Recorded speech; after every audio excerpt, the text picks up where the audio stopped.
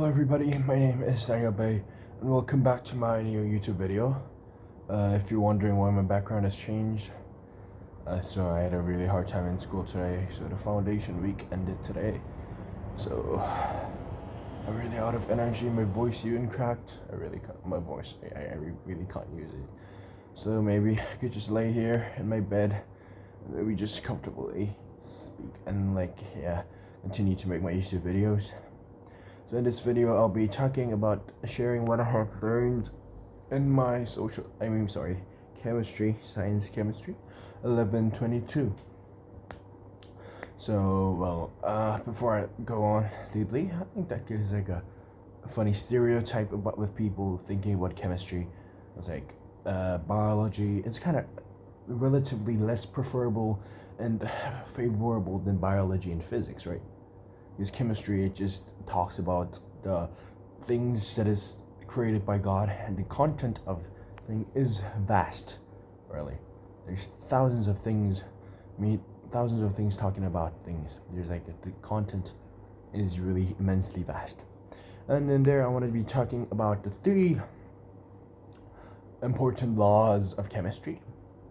And to be talking about it, it's the first, it's the law of conservation of mass. And next is the law of definite proportions. And third is the law of multiple proportions.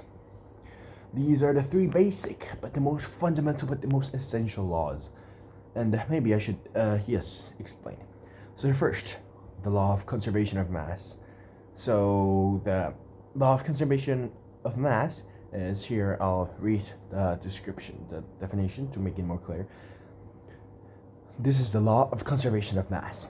In an ordinary chemical reaction, the total mass of the reactants is equal to the total mass of the products. So like when you produce chemical compounds, like scientists of the 18th century noticed that the reaction of some elements often produced compounds that weighed more or a bit less than the total weight of the initial reactants. For example, when they heated tin in an open container, it formed compound tin oxide. Well, now we know because the atmosphere has... Wait a minute, let me just... We know that the atmosphere contains oxygen. That's why when you turn it, it becomes a tin oxide. So it's like this. When the amount of reactants and the amount of the product will be same, the mass. Next is the law of definite proportions. I'll read it. This is also called Proust's law. A given compound always contains the same exact proportion of elements by mass. Yes. So the law of definite proportions, this was discovered by Joseph Louis Proust. So he discovered that copper and carbon and oxygen combines to make copper carbonate. So like every case, he found the compound contained copper, carbon, and oxygen in different proportions by weight. And there he made it in 1799. He announced his discovery of the law of definite proportions. And last, I'll explain and introduce about the final law is the law of multiple proportions. So this was discovered in the early 1800s. So that this was discovered by an English scientist, John Dalton. So it goes like this. So the law of multiple proportions. When 2 elements form 2 or more different compounds, the ratio of the masses of the second element that combined with a fixed mass of the first element can always be expressed as a small whole number. Yes. So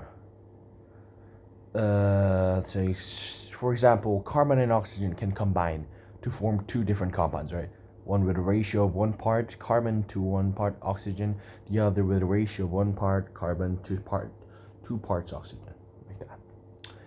And I think this is it for explaining about the 3 basic laws that I've learned.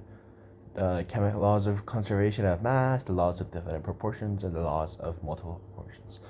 Thank you, and let's see you in the next video. Bye-bye.